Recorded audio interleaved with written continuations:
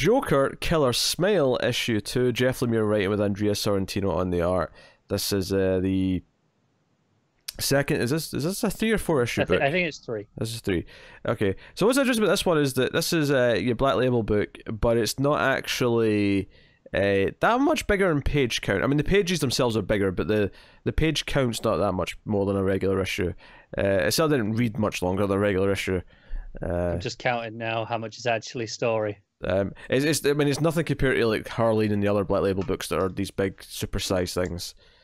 It's about 32 pages of story, or maybe 30-ish. But I mean that's still, I mean, you know, significantly more than an average issue.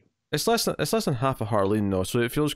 I think it reads quick enough that it actually just feels like a regular book when you're reading it. I think it really helps that Lemire and Sorrentino have obviously an exceptionally tight relationship at this point, so there is very little just superfluous dialogue. There is, you know, absolute trust between them.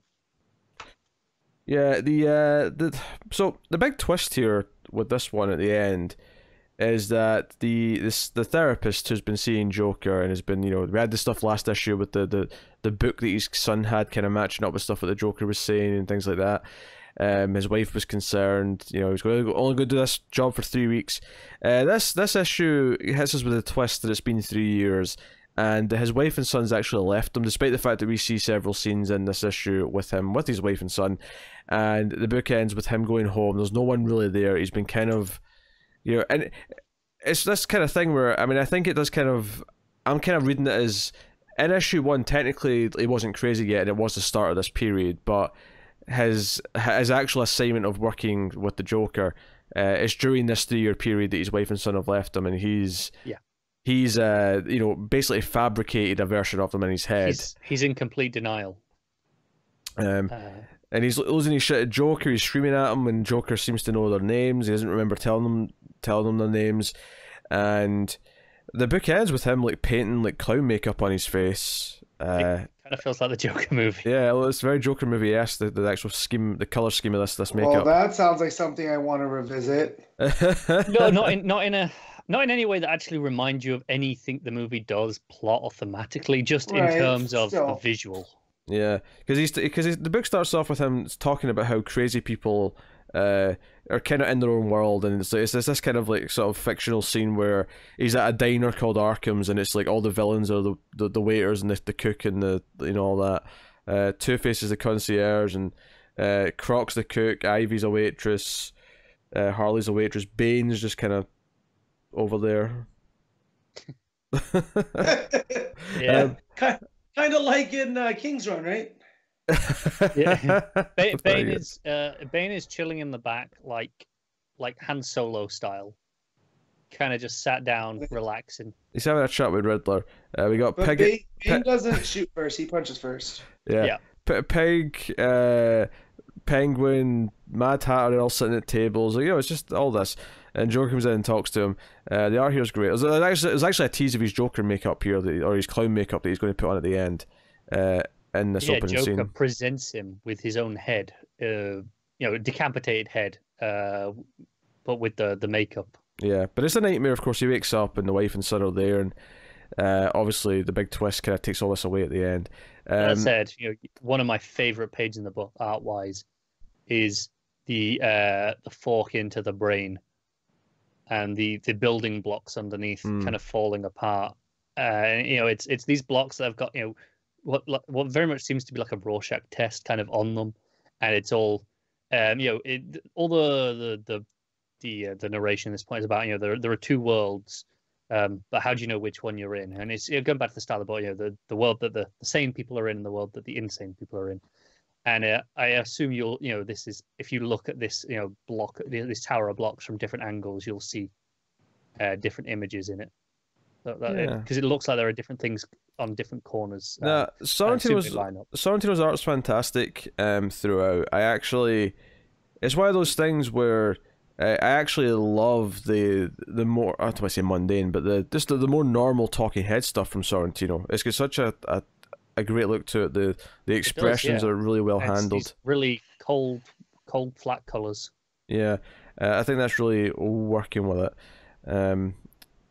but yeah, I mean, that's basically what it is. And of course, he drives back out to the Arkham at the end in the rain.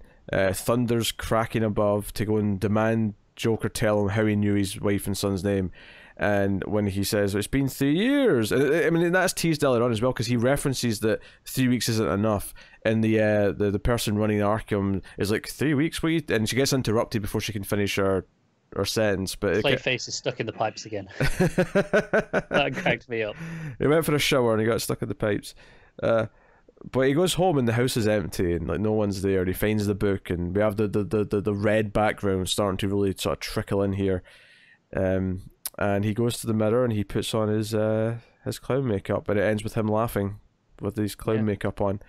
I think I realize how this is really differentiates itself from Harleen, because in the first issue we kind of felt like it was very similar, and I guess you could argue, oh, this is a guy going crazy as a result of the Joker still, right?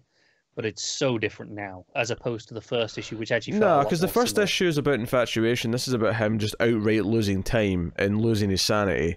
Yeah. Despite the fact, I mean, I still think this would have been better not to come out in the same week as Harleen, just for the sake of spreading these types of books out. Sure. But it does differentiate itself better, and I think again this is going to be a pretty good little trade of about 100 pages by the time it's done. And again, it'll look gorgeous.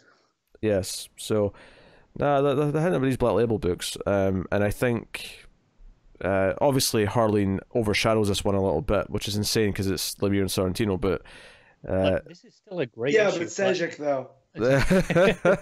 Yeah, exactly. Like this is still a great issue from a killer creative team. Like they're top form team, and this is absolutely worth your time if you're interested in this. Yeah, this is a good psychological Joker story. Harleen's better. Yes. Well, Harleen got triple tens, whereas we're about to rate this, and what are you giving it? I'm going to give it an 8.5 still, which feels low after Harleen, but it's still great. Yeah. I'm going to give it a 9. I mean, it's great. Like it really is.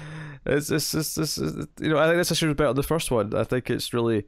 I do as well. I think it really set itself apart. I think it has a great tone, and because we've got a bit more sense of what's going on here. Because early on there is that tease of the time, so it's in your head throughout the rest of the issue as well. So it doesn't feel like it just comes out of nowhere at the end, and so throughout it you're like something's not right, and you're trying to piece it together.